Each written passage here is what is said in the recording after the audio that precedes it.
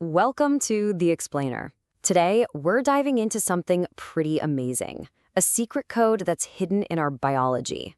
And no, we're not talking about DNA. This is a whole other language, written right on top of our genes, that might just hold the key to our health. So, what if I told you that our genes have a hidden language?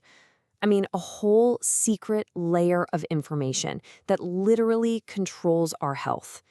It's a code scientists are racing to understand right now, and for a very good reason. Cracking it could completely change how we treat diseases that affect millions of us. All right, here's our game plan. First, we'll explore the secret code itself. Then, we'll check out the incredible new tech that lets us read it. We'll look at the software tools designed to interpret that data, see how they fared in a head-to-head test, and uncover the surprising problems they ran into. And finally, how a major setback is, believe it or not, lighting the path for a huge breakthrough. Okay, so let's get right into it. What is the secret code? Well, you probably think of your genetic story as being written in those 4 letters, A, C, G, and T. But what if that's just the first draft? It turns out there's a whole other layer of editing that happens after those instructions get sent out. This editing doesn't happen on the DNA itself, but on the RNA, the messenger that carries the instructions. Scientists call these little chemical tags RNA modifications. Honestly, the best way to think about them is like punctuation. They don't change the actual words in a genetic sentence, but they can totally change the meaning, just like adding a comma or a question mark. So why do these little punctuation marks matter so much? Well, it's a huge deal. They influence pretty much every single thing your cells do. And when this system gets out of balance, that's when things get serious. We're talking links to some of our biggest health challenges: cancer, neurological disorders, and cardiovascular diseases. And that's exactly why the stakes are so high. If we can finally crack this code, we could revolutionize medicine. Okay, so if this code is so important, how in the world do you even read it? For the longest time, it was tough. Imagine trying to read a book in a pitch-black room. You knew you were missing most of the story. But then, a new technology came along that was a total game changer: nanoporous sequencing. The concept is pretty wild, but simple at its core. You literally take a single strand of RNA and thread it through a teeny tiny hole, a nanopore. As the RNA molecule zips through, an electrical current is passing across that pore. Now, each letter of the RNA code disrupts that current in a slightly different way. And here's the magic part. Any of those chemical modifications also creates its own unique electrical signature. It's like a super high-tech scanner reading a barcode, but it's so sensitive, it also sees any little stickers or stamps placed on top. And this is a monumental leap forward. You have to understand, the old methods gave us, at best, a really blurry, indirect picture. The new nanopore tech, though, it gives us a crystal clear single-molecule view with all those natural modifications preserved. We've gone from a grainy, out-of-focus photograph to streaming a high-definition video. So we have this amazing new tech that spits out all this raw electrical data. But that data is just noise until you have powerful software that can make sense of it. And that's where our codebreaker tools come in. A recent study basically set up a duel between 2 of the top algorithms to see which one was better at spotting the most common modification out there, a little tag known as M6A. So let's meet our contenders. In one corner, you've got Dorado. This is the in-house tool from Oxford Nanopore, the same folks who actually make the hardware. And in the other corner, there's M6ANet, a really popular open source tool built on a powerful deep learning AI. The question is pretty straightforward. Which one is going to be better at finding these crucial M6A modifications? So it was time to put them to the test. Scientists threw them into a showdown. They gave both tools the same job: analyze RNA from human cells.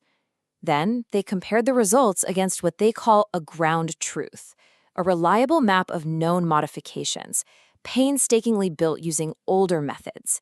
This was the gold standard they had to measure up to. And right out of the gate, the results look like an absolute knockout.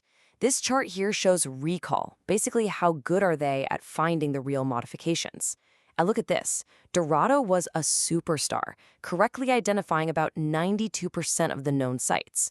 But M6A net, yikes. It found just over half, meaning it missed almost as many as it found. It wasn't just about finding the sites, but also measuring how much modification was there. Dorado crushed this too. Its predictions were an almost perfect match with reality, with a correlation score of 0.89. So, case closed, right? Dorado looks like the undisputed champion. Well, not so fast. This is where the story gets really interesting. Because here's the thing. A good scientific tool isn't just about finding the right clues. It's also about not chasing down false leads. And this is where the whole investigation took a sudden and shocking turn. So you have to ask the critical question, what if these tools are finding modifications that aren't even there? Are they just seeing things? To figure this out, the researchers did something really clever. They created the ultimate control, a sample of RNA made in a lab that was guaranteed to have absolutely zero modifications, a perfectly blank slate. The logic here is simple. Any modification the tools claimed to find in this perfectly blank sample had to be a false positive, a false alarm, a ghost in the machine. And the results? Well, they were pretty jaw-dropping. Get ready for this. Dorado, our supposed champion, had a false discovery rate of nearly 40%. Let that sink in for a second. That means that for every 10 modifications it discovered in a real sample, as many as 4 of them could be complete phantoms. And as for M6A and NET, the problem was even worse. Its false discovery rate was a staggering 80%. This was a massive wake-up call for the entire field. These powerful tools weren't just finding real signals. In some cases, they were inventing them. Okay, so you might be thinking, are these tools just useless then? But no, absolutely not. In fact, this is where the real science begins. This is the good part. Because by figuring out exactly what was going wrong, the researchers also found the path to a solution. Here's the key insight they found inside the failure. The mistakes weren't random. Both tools kept getting tripped up by the exact same sequences in the genetic code. It turns out some parts of the RNA just naturally create a signal that mimics a modification, fooling the algorithms. And once you know that, the solution becomes clear. Create a blacklist of these problem spots and just teach the software to ignore those false alarms. So here's the final verdict. Dorado is the specialist.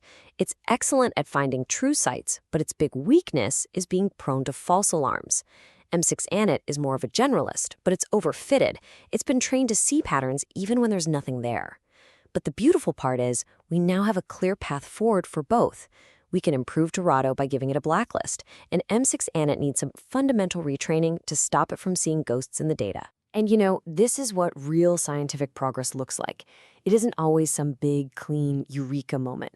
It's the messy, rigorous process of testing our best tools, finding their flaws, and using that knowledge to get closer to the truth. By learning how to ignore the noise, we're getting so much closer to cracking this secret code for real. And that leaves us with a truly profound question. As we build these better tools, how will finally understanding this hidden language change not just the future of medicine, but maybe even our very definition of what it means to be healthy?